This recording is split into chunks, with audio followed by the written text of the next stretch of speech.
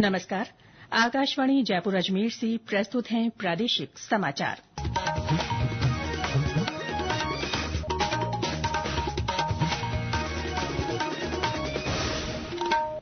मुख्य समाचार।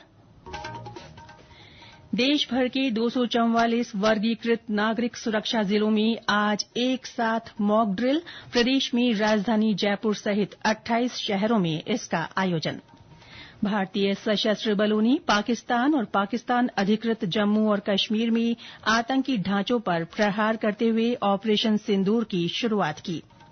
वायुसेना आज से राजस्थान में पाकिस्तान से लगी अंतर्राष्ट्रीय सीमा के पास 2 दिन का विशाल सैन्य अभ्यास शुरू कर रही है। और प्रदेश में आंधी बारिश का दौर लगातार जारी। आगामी 5-6 दिन यही स्थिति बने रहने का पूर्वानुमान।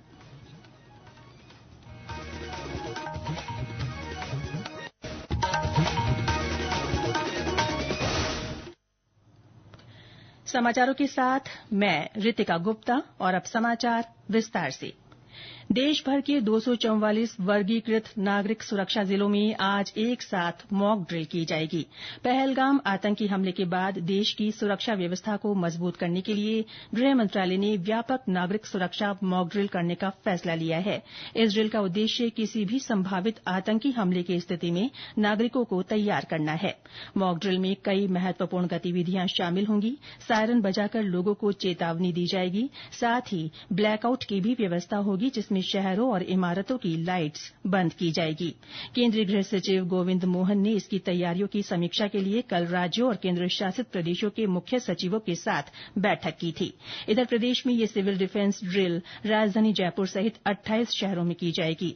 मुख्यमंत्री भजन लाल शर्मा ने गुजरात के केवड़िया से वीडियो कॉन्फ्रेंस के माध्यम से मॉक ड्रिल की तैयारियों के संबंध में अधिकारियों के साथ बैठक की। उन्होंने अधिकारियों को गृह मंत्रालय की गाइडलाइन के अनुसार समन्वय बनाते हुए मॉक ड्रिल को करवाने के निर्देश दिए।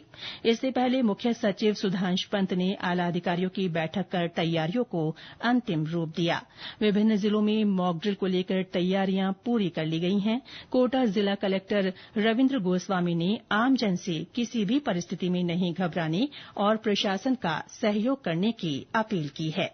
मॉक ड्रिल का मतलब है हम अभ्यास करेंगे कि कभी ऐसी घटना होती है तो उस टाइम हम कैसे रेस्पॉन्ड करें। आम जनता से ये अपेक्षा की जाती है कि एक तो जब सायरन बजे तो उस टाइम सुरक्षित स्थान पे रहें, बाहर या ऐसी स्ट्रक्चर जो गिर सकती हो उसके आसपास नहीं रहें और किसी भी तरह की अफवाह पे ध्यान नहीं दें। जो ऑथेंटिक सोर्स हैं और उन्हीं सूचनाओं पे ध्यान दें। और एक तो जो मॉक ड्रिल का सायरन बजेगा वो दिन में बजेगा, उसमें उस टाइम जनता सिर्फ सुरक्षित स्थान पे रहे, उनको इतना ही करना है। और एक जो सायरन रात में होगा, ब्लैकआउट का सायरन बजेगा और विभिन्न माध्यमों से भी हम सूचना कराएंगे। जो एक्सपेक्टेड हमारा होगा उसी टाइम सूचना जाएगी। उस टाइम अपने घर की, अपने प्रतिष्ठानों की, अपने आसपास की कोशिश करें कि सभी लाइटें बंद रहें। इवन जो व्हीकल अगर कहीं चल रहा है उनको सूचना मिल जाती है कि ब्लैकआउट का अनाउंसमेंट हो गया है, तो उस टाइम वो लाइटें बंद करें। इस बीच प्रदेश के सीमावर्ती इलाकों में सुरक्षा एजेंसियां हाई अलर्ट पर है। अंतर्राष्ट्रीय सरहद पर चौकसी बढ़ा दी गई है।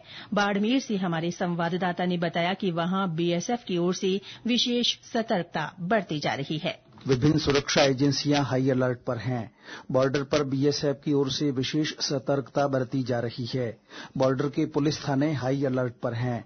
बॉर्डर इलाके में आने वाले हर व्यक्ति की तलाशी ली जा रही है। कोई भी संदिग्ध दिखने पर लोगों को तत्काल पुलिस को सूचना देने के लिए कहा गया है। बीएसएफ और पुलिस की ओर से नियमित गश्त की जा रही है। इस बीच सुरक्षा एजेंसियों ने अपने अधिकारियों और जवानों की छुट्टियां रद्द कर दी हैं। जसवंत सिंह डूडी, आकाशवाणी समाचार, बाड़मेर। भारतीय सशस्त्र बलों ने पाकिस्तान और पाकिस्तान अधिकृत जम्मू और कश्मीर में मध्य रात्रि को आतंकी ढांचों पर प्रहार करते हुए ऑपरेशन सिंदूर की शुरूआत की। जिन ठिकानों पर सशस्त्र बलों ने हमला किया है उन्हीं ठिकानों से भारत के विरुद्ध आतंकी हमलों के निर्देश दिए गए और योजना बनाई गई थी। प्रधानमंत्री नरेन्द्र मोदी ने ऑपरेशन सिंदूर की रात भर लगातार निगरानी की। रक्षा मंत्रालय ने एक वक्तव्य में कहा कि 9 ठिकानों को निशाना बनाया गया। मंत्रालय ने कहा कि किसी भी पाकिस्तानी सैन्य केंद्र को निशाना नहीं बनाया गया।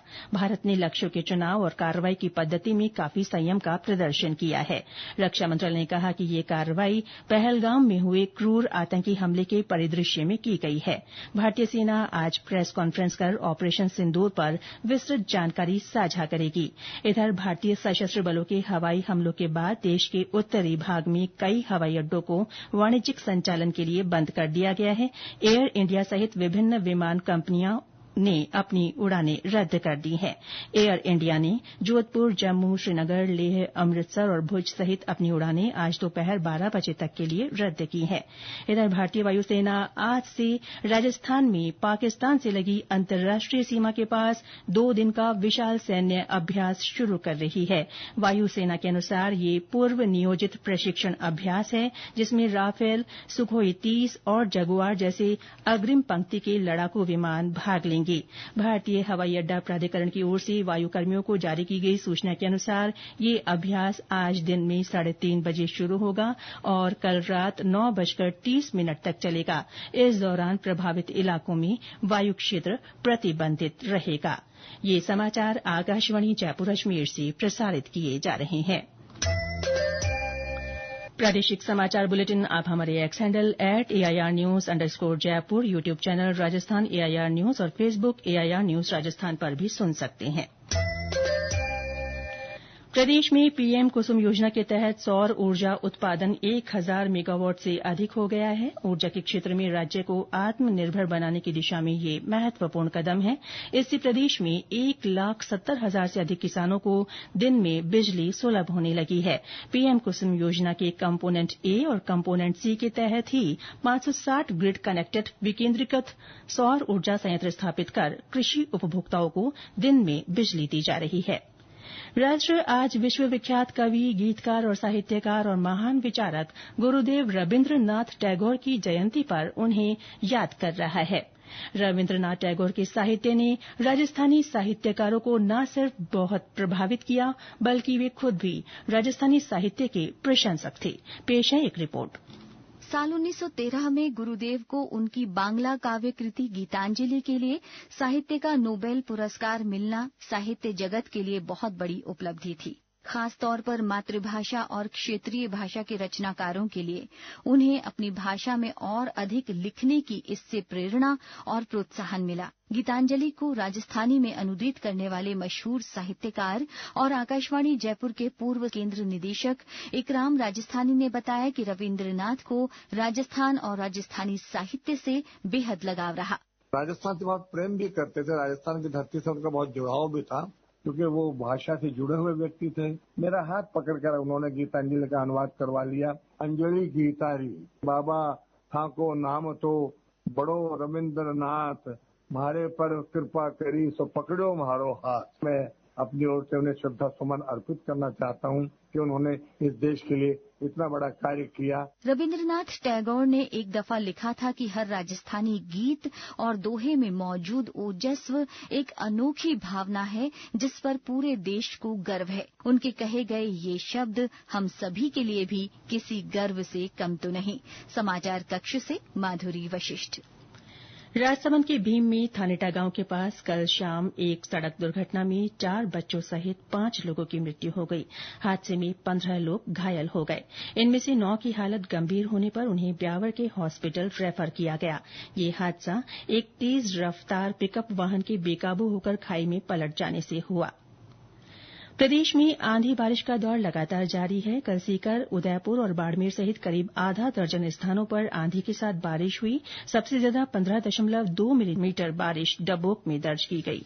मौसम केंद्र जयपुर के निदेशक राधेश्याम शर्मा ने बताया कि जोधपुर, कोटा और उदयपुर संभाग में आज कई स्थानों पर तेज आंधी चलने और बारिश के साथ बिजली गिरने की आशंका है। बारिश का दौर प्रदेश में आगामी 5-6 दिन और बना रह सकता है। और अंत में मुख्य समाचार एक बार फिर। देश भर के 244 वर्गीकृत नागरिक सुरक्षा जिलों में आज एक साथ मॉक ड्रिल। प्रदेश में राजधानी जयपुर सहित 28 शहरों में इसका आयोजन। भारतीय सशस्त्र बलों ने पाकिस्तान और पाकिस्तान अधिकृत जम्मू और कश्मीर में आतंकी ढांचों पर प्रहार करते हुए ऑपरेशन सिंदूर की शुरूआत की।